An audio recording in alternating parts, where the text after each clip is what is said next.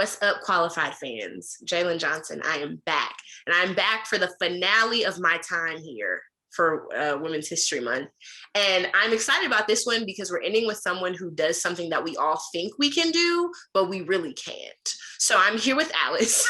She's a DJ, like a real DJ, not like hook up the playlist on your phone and let it play. She actually does it. So hello, welcome. Thanks for coming and talking with me today. Thanks for having me, Qualified and Jalyn. So first off, just start off by telling us a little bit about yourself and letting the fans know who you are. Okay, cool. Well, hey, everybody. My name is Alice, but most of you may know me as DJ Gemini Gilly. I'm a DJ, I'm a social worker. What else am I? I'm a cat mom, music lover, all of the above. So that's me. Tell me about the moment that you fell in love with music. If you can remember it, was it like a song? Was it a part of a time? Yeah. So I am the baby of 4, and all of my siblings are like significantly older than me. But I grew up really closely with one of my brothers who is 13 years older than me. I know, like, why, Mom? Why would you have like a 13-year gap between kids? But yeah, my oldest brother is 13 years older than me, but we are like this, and definitely closer to him than any of my siblings. But a lot of my childhood was spent just kind of sitting with him, and he will always have the TV on, like BET, MTV. So I would watch like 106 in Park and TRL with him and stuff like that. He would buy a lot of CDs when I was younger. He would always buy 2 versions, the explicit for him and the clean if we're listening together. So I grew up to a lot of hip hop, but I would say like the moment that I like felt like, wow, like this is great. Probably the premiere of the Through the Wire video by Kanye. So I grew up as a huge Kanye fan. Sadly, it's my problematic fave. We'll talk about that in a second. He's my problematic ex-fave. So, but the Through the Wire video, I remember just kind of watching it, and I remember before they premiered the video, they talked about the story behind him, like getting in the accident and almost dying. And I was just like, wow, like sitting there in awe, like, oh my God, he put all of this together just based off of, like something that could have been so tragic. So that was the moment that I felt like I fell in love with hip hop. And then it just continued with like Dipset and 50 Cent. So I was raised as like a New York kid, basically East Coast for sure. So got you. I was about to say East Coast, West Coast. Where do you get more of your inspiration from? Definitely East Coast, because my brother was a huge Bad Boy fan. So I grew up listening to a lot of like Puff Daddy and the Family, Puff Daddy and the Family's No Way Out album, Lil' Kim, Hardcore, The Lox, stuff like that. So I was definitely East Coast kid, living in the Midwest. Okay. So I'm gonna touch on Kanye. So how are you feeling now? How are you feeling about the choir? How are you just feeling? Where are you with Kanye right now? He's my problematic like fave a little bit. So I would say he's kind of like my guilty pleasure. I used to go by the name like Madam Yeezy. So I was like huge Kanye fan. And I was just super inspired by just his journey and College Dropout and Late Registration, 808s and Heartbreaks. I was there. I was right there. But it just seems like, when you say, I'm a social worker too, and I work with a lot of people who are, I would say, like the forgotten population. I work with a lot of elderly people and things like that who have, who are very closely related to like slavery and just racism and stuff like that. So when I see him say things like slavery was a choice or just things like that, it just like, oh, like why? But yeah, I'm teeter-tottering, but I would say I listen to a lot of his older stuff, a lot of his newer stuff, kind of not so much. Sunday service, I think is a brilliant idea though. But yeah, I would say I still keep to the older stuff for sure. So yeah, we all have our guilty pleasures. Chris Brown was mine. Okay. I was defending my little butt off in 7th grade. Okay. For Chris Brown stuff. But so everybody has them. Don't feel bad. Just keep them on the deal. So what? It's on a deal. Yes, yes. So what made you decide that you wanted to do DJing, like pursue it, like I guess as a career and as a path that you wanted to do it seriously? Yeah. So all the time in high school, like people would ask me to come to parties and hook my phone up, right? Or I would go on like car rides with my friends, and they're like, "Alice got the aux, she got the aux." I'm like, "Me, I got the aux, okay." So that was kind of like my background into it, and then I always just kept a super extensive just music library, even before streaming. I always had like a lot of songs that I just kind of collected over the years. But I would say when I got into grad school, I went to UW-Madison for grad school, and it was just such a tough and very just crazy experience. I dealt with a lot of racism, a lot of systemic racism from the school, from a lot of my internships. It was crazy. And I remember sitting in class one day, one of my seminar classes, and I was like, oh my God, like I need an outlet. I need something to just kind of where I can escape. And I was into reading a lot. But even that, I was just like, oh man, I don't even got time to read because I'm reading for grad school. So I feel it. yep. Yeah. So I was like, I need something to kind of like get away. And like by chance, divine intervention, I was scrolling on Twitter, and I seen an article about like female DJs and stuff. And I was reading it like in the middle of class. I'm just scrolling. I'm like, oh my God, like this is so cool. Like, man, I want to do this. This is something that I am very passionate about, like music as a whole. And I'm like, I've never wanted to be a musician, never cannot sing, cannot rap. So I'm like, in what ways can I be like immerse myself in music without having to actually like be a musician? And this was like the way for me. So right after that class, I went to Guitar Center, got me a little cheap starter DJ controller, and I taught myself right over my winter break. So I was like, listen, I'm gonna use these. I think it was maybe about 3 weeks to a month. I was like, I'm gonna just go hard, do these 3 weeks to a month. And I taught myself how to DJ. I have an extensive like music background too. I was in band, I was in drumline. So, I mean, a lot of it was just kind of counting, but I taught myself over that month and I just kind of kept going with it. I didn't have my first real gig though until maybe almost a year after I taught myself how to DJ. I was always just kind of scared and had stage fright a little bit. Like I'm a very social, outgoing person, but it was one of those things where it's like, oh, I do not want to like play in front of anybody. So yeah, I would say when I wanted to make it a career was my first gig, which was September of 2019. Yeah, September 2019 was when I had my first gig. So bottom line is invest in yourself. This girl said she went to Guitar Center right after class. For sure. She was not playing. Yes, I definitely. What was your first gig? Sorry. Go. I was just gonna say I definitely encourage people to just kind of like invest in themselves. Like if you feel like you have like a dream or you feel like you have something where, it can be a hobby and you could turn it into a passion, I definitely say just go for it. For sure. So what was your first gig?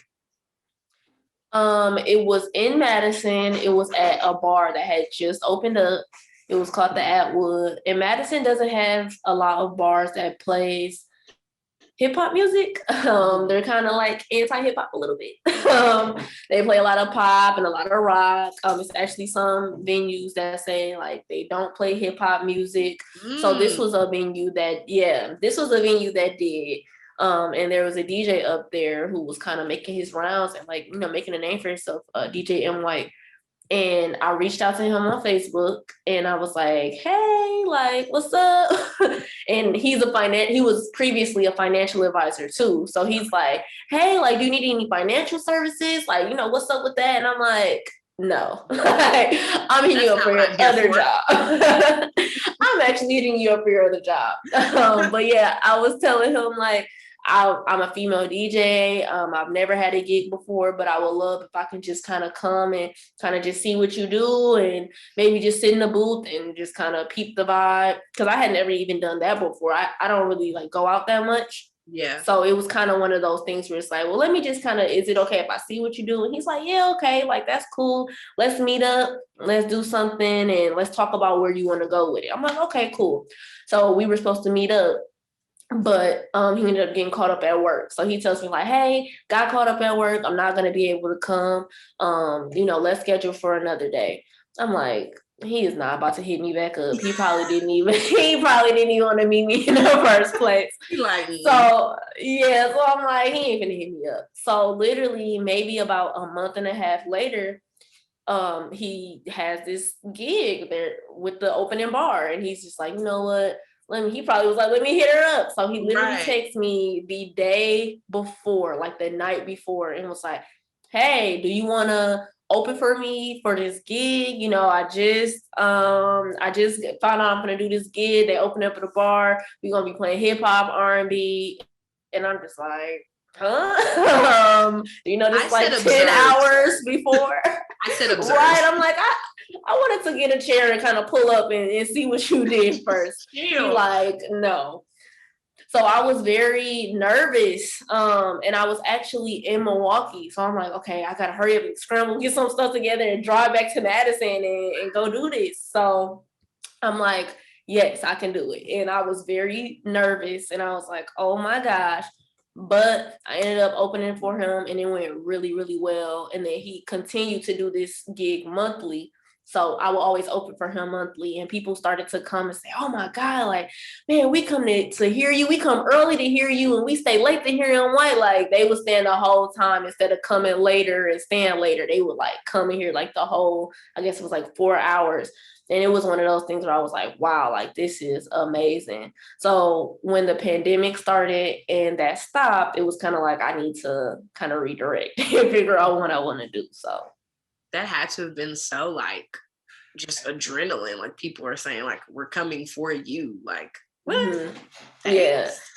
It was one of those things where I'm like, oh, for real? Like y'all really come in early to hear me for real? Like, and it was one of those things where I didn't realize that I was good.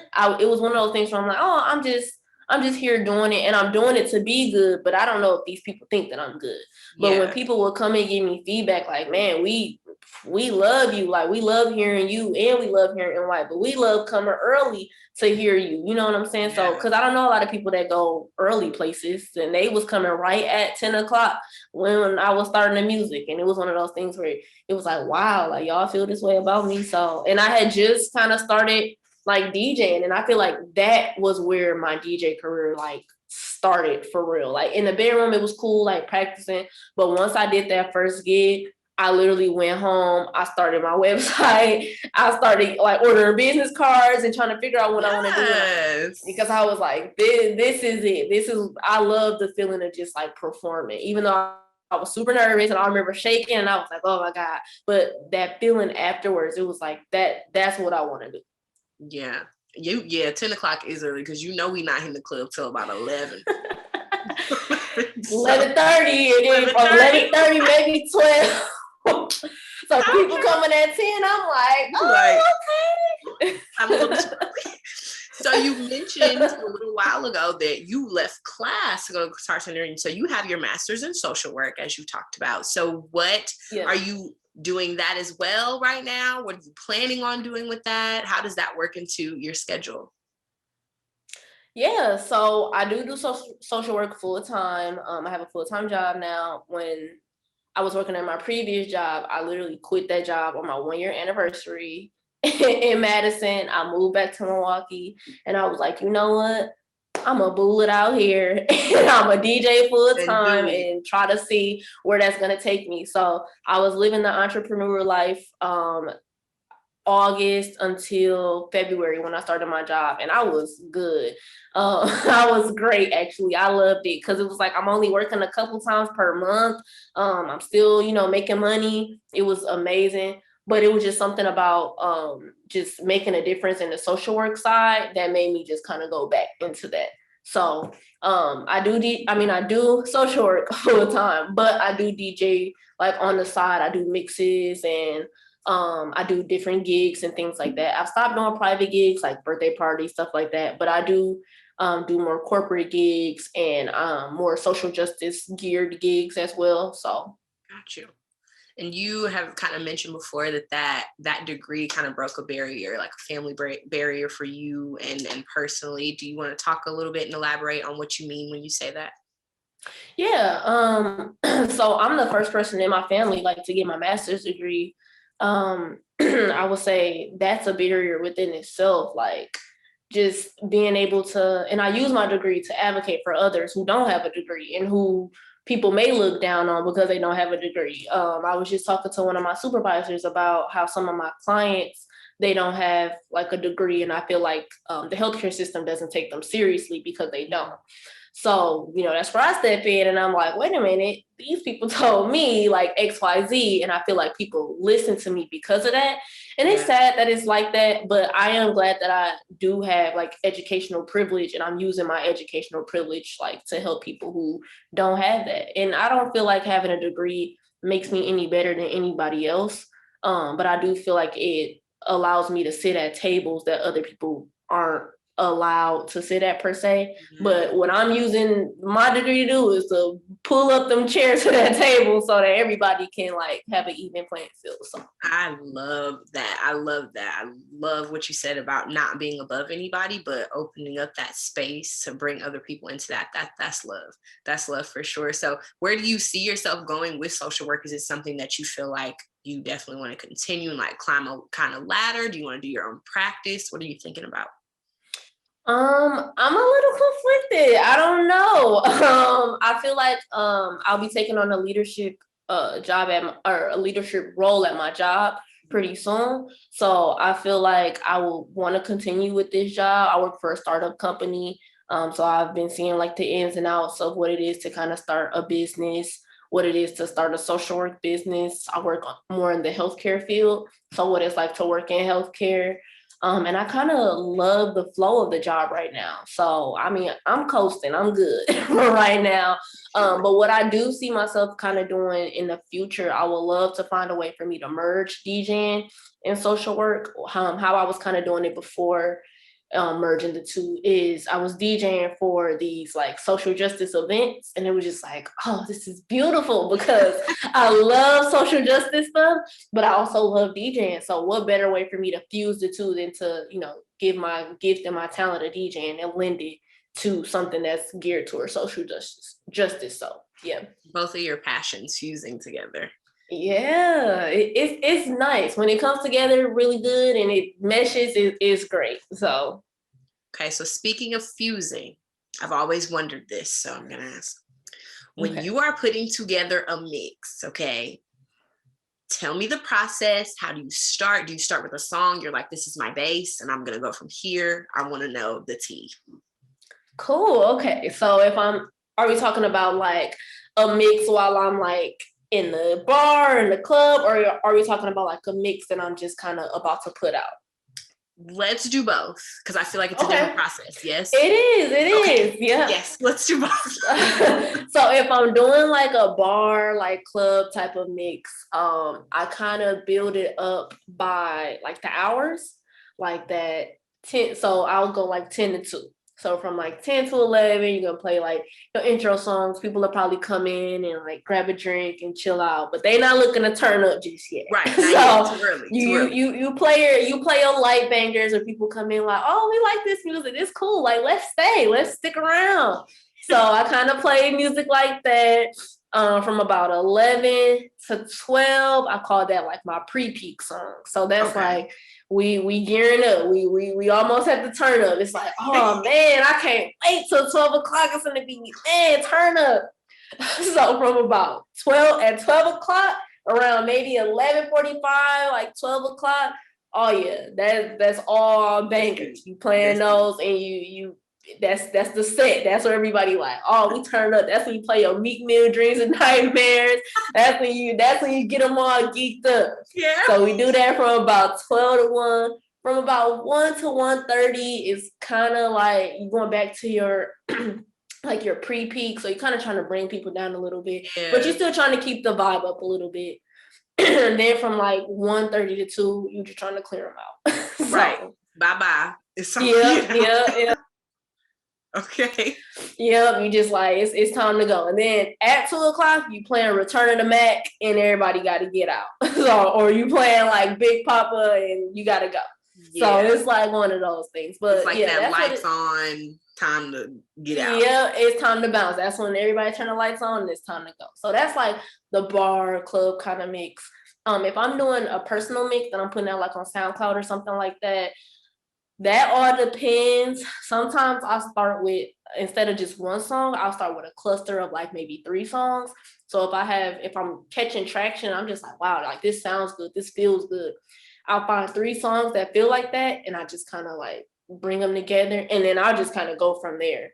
So a lot of my mixes that I do are pretty like mellow, like kind of chill. I just kind of prefer that vibe when I'm doing my personal mixes, because when I'm at the bars and stuff like that, it is more like high strung. Or if I'm doing like a social justice event, I do make sure that it's really upbeat so people can like, have a good time. Yeah. And I don't feel like I get a chance to really showcase that like chillness and just, man, we vibing out. So I like to do that for my personal mixes for sure. And those range from about 20 to 30 minutes. Okay. All right. I've always wondered like how people have there ever been times where you're at a club or something and you like, all right, I'm finna go here, and you hit a song and it just falls flat? You'll get that, and I feel like that all depends on your audience too, because sometimes you can be like, man, this is about to hit, but like the audience that you're playing it for, it's like, wait a minute, we don't want to hear that. So then you gotta like switch gears. And typically, I would say it's typically when I'm coming down from my like peak song. So if I'm like high strung and then I'm trying to like bring them down, they're like, oh man, we still want to turn up. Yeah. It's kind of like around there. But you can really like grasp the people back with that Cash Money taking over for the 99 2000. So I keep that one in my back pocket just in case like something goes wrong. I'm like, wait a minute. Let's just play some Juvie and let's bring it back. So I don't care what mood I'm in, where I am in life, whenever that song comes on, it's just so good. Like, yep, you hear that, duh, duh, duh. You're like, yes, girl, get out the bed, right? Like, hurry up. Literally, like, I don't care where I am. We are finna shake my booty and just go for it. That's it. It's like it's nothing else you can do. Nothing. So I keep that one in my back pocket as a just in case. I make that one like one of my last like peak songs, like just in case I'm trying to bring people down too early and they just like, dang, like we want one more. Like, okay, good. I'm gonna hit you with this one banger and then let's bring it down, because y'all was up here for like an hour and 15 minutes. So yeah. That's real. Okay, well, the last question I have for you on behalf of my good guy, Steve, is what makes you qualified to do what you do? Oh, I would say what makes me qualified is that I'm very passionate about what I'm doing. I'm not just doing it for self. I lend my talents for a lot of different things, not just social justice events, but also just events to benefit the community. Sometimes I do things for free for people, like if I feel like it's for a good cause, because I'm not like all about the money, even though I do feel like you should play Black creatives, more specifically Black women in film creatives. But sometimes I do things for free, just to kind of benefit the community. And then also I just got a love for what I do. And I feel like a lot of people sometimes don't go into things for the love, and that doesn't make them qualified. But I feel like if you love what you do, it's never a job and you'll always just have love for it. So I love that. All right, well, plug yourself for the people. If they're in Milwaukee, they need a DJ. Plug your social work. I don't know how you do that, but plug all your socials where the people can find you. Cool. So I'm on IG under DJ Gemini Gilly, Twitter, DJ Gemini Gilly, Facebook. My like page is facebook.com/DJ Gemini Gilly. My SoundCloud is DJ Gemini Gilly. My Apple Music is DJ Gemini Gilly. I got some Heat playlists on there for sure. And I think that's about it. My website is djgeminigilly.com. So you if have you something need for the Spotify users? Spotify I users? do not have Spotify, y'all. But you know what?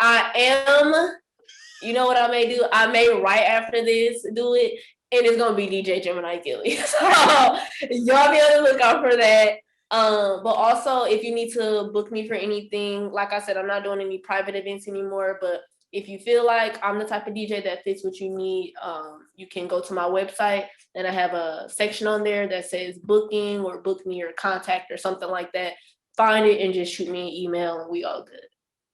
Perfect. Well, thank you so much, Alice, for doing this. Thank you for being our grand finale for Women's History Month. And we are just so excited to have you. And just thank you so much, so much, so much. And you are wonderful. Thank you for having me. I appreciate it. No problem. See ya. All right. Bye-bye.